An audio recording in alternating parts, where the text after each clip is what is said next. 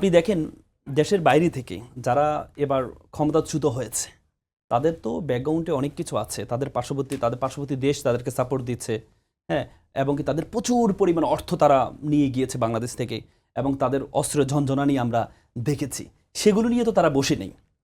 এবং কি আপনি জানেন একজন কলামিস্ট, একজন অ্যাক্টিভিস্ট আওয়ামী লীগের নিজু মজুমদার, তিনি বিদেশ থেকে রিপাবলিক বাংলা আমাদের পার্শ্ববর্তী রাষ্ট্রের যে এই একটা নিউজ ভুইফুর একটা আছে, সেখানে সে বলছে যে আমরা সশস্ত্র বিপ্লব করব, এবং কি ইন্ডিয়াকে বলছে যে আপনারা এশিয়া হস্তক্ষেপ করুন দিচ্ছে। তার মানে তারা যে বসে হাদিকে যে হত্যা করা হয়েছে, হাদিকে যে গুলি করা হয়েছে, হাদি কিন্তু এর আগ থেকে বলেছে তাকে প্রায় 30-40টা দেশ থেকে তাকে হুমকি দেওয়া হচ্ছে, তাকে বিভিন্নভাবে করা হয়েছে।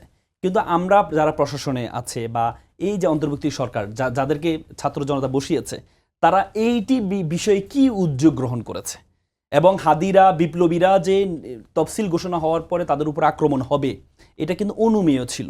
এবং কি রাশেদ খান নিজেও বলেছে ভাই 50-60 জনকে যারা এমপি প্রার্থী আছে তাদের উপর আক্রমণ, তাদেরকে হত্যা করা হবে এমন তথ্য। তাহলে আমাদের যে গোয়েন্দা সংস্থা আছে, আমাদের যে এই যারা করছে, আমরা দেখেন আমি খুব অবাক হচ্ছি কি জানেন, হাদিকে তো আমরা সকলেই বিশ্বাস করি। হাদিকে আমি মনে করি কেউ প্রশ্ন তুলছে মির্জা আব্বাস সাহেব এটা করেছে, কখনো সম্ভব না। যারা বিপ্লবী শক্তি তারা কখনো এই কাজ করবে না, কারণ যে বিপ্লবী সন্তানদেরকে তারা হত্যা করবে না কখনো। এবং কি বলা হচ্ছে এই রিজভী সাহেব তিনি বললেন যে ডাকসুর ভিপি সাদিক কাইম পরবর্তী দিনে যদিও ক্ষমা চেয়েছেন এটার জন্য উনি, কিন্তু একটা ফটো কার্ড দেখে আপনি বিপ্লবী যারা আপনাদের সহযোদ্ধা ছিল বিপ্লবী যারা আপনার সহযোদ্ধা ছিল, এদেরকে একটা ছোট্ট একটা ফটো কার্ড দেখে আপনি কিভাবে ধরে নিলেন এরা হাদিকে হত্যা করতে পারে? এটা দুঃখ প্রকাশ করেছে।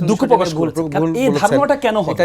এই ধারণা যদি তৈরি হয় যে কোনো পক্ষের কাছে, এই ধারণা যদি তৈরি হয়, তাহলে তৃতীয় পক্ষ যারা সুযোগ সন্ধানী তারা কিন্তু সুযোগটা কাজে লাগাবে।